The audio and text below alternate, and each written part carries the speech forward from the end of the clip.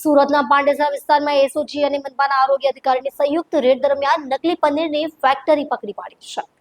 Red દરમિયાન અધિકારીઓએ ફેક્ટરીમાંથી કુલ 1401 kilogram શંકાસ્પદ નકલી પનીરનો જથ્થો કબજે કર્યો હતો. આ સમગ્ર કાર્યવાહી મનપાના આરોગ્ય અધિકારીની મારફત કરવામાં આવી હતી. ઝડપાયેલા પનીરના નમૂનાને તપાસ માટે લેબમાં મોકલવામાં આવ્યો હતો. 25 દિવસ બાદ આવેલા રિપોર્ટમાં પનીર ફેલ જાહેર થયું છે. મનપા અને એસઓજી દ્વારા હવે આ મામલે ગુનો નોંધીને ફેક્ટરી સંચાલકો સામે કાનૂની કાર્યવાહી કરવાની તૈયારી કરવામાં આવી રહી છે.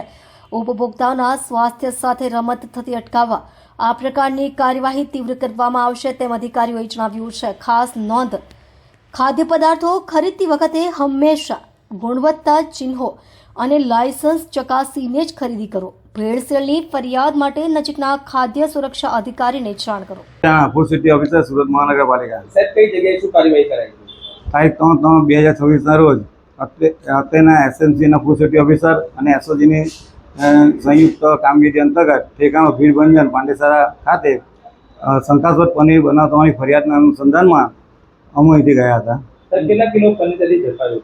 1400 કિલો જેટલો પનીરનો જથ્થો સીઝ કરવામાં આવેલો છે.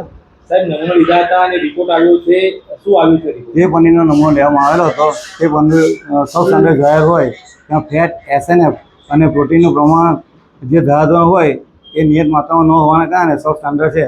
જેથી એફએસએસઆઈ રૂલ્સ એન્ડ રેગ્યુલેશન મુજબ એની અંતર્ગત સંસ્થા અને ઇસમો વિરુદ્ધ કાર્યવાહી કરવામાં આવશે.